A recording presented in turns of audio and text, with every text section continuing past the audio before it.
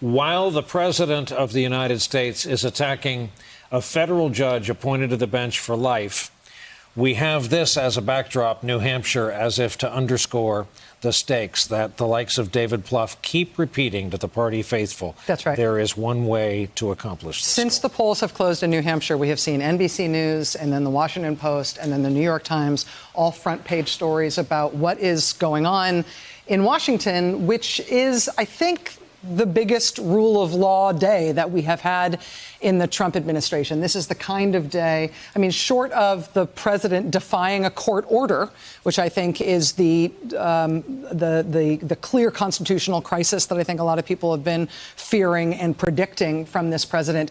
This is the one step down from that, but right next to it, which is the president, as being reported by all these news organizations, through his attorney general, intervening in active criminal cases being overseen by career prosecutors to favor his political allies.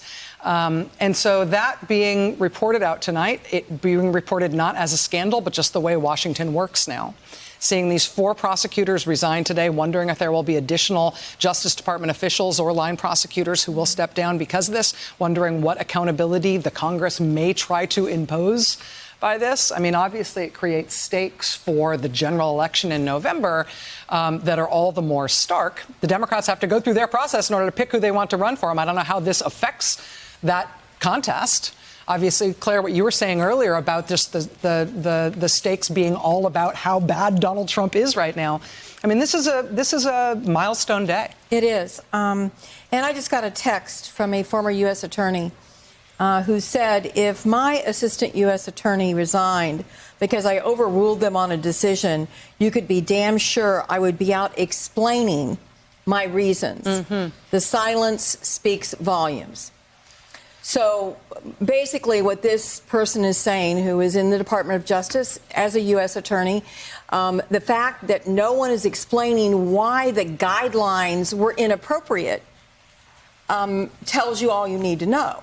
Because the reason they're doing it is slimy, sleazy, dirty, horrible politics. And it's not undercover. I mean, it's not. So when you say the guidelines were covered, so the sentencing recommendation for Roger Stone was reasoned in print, in writing, in a public court filing, saying this is the reasons that this case falls in this spot within the federal sentencing guidelines. Correct. It's explicit. The decision to rescind that guidance to the judge and instead say, judge, do whatever you want, is something that is not being carried out with any sort of fig leaf, with any sort of cover. It's the Attorney General intervening in cases for cases that benefit the president and that matter to the president and with which he is and for which he is expressing his desires. But if I could just button your point, I mean, I think the reason no one's explaining it is because we're in Act 2 of a 5-part play. I mean, close DOJ FBI watchers have said, Frank Figluzzi said on my show yesterday, watch for a Flynn pardon. And I mean, I think since we've been on the air, Trump's been tweeting about Manafort. The comments I referenced earlier trying to erase that the Mueller probe ever took place. Mm-hmm. I mean, I think that they haven't started explaining it because they want to explain the final production. Hey there, I'm Chris Hayes from MSNBC. Thanks for watching MSNBC on YouTube. If you want to keep up to date with the videos we're putting out, you can click subscribe just below me or click over on this list to see lots of other great videos.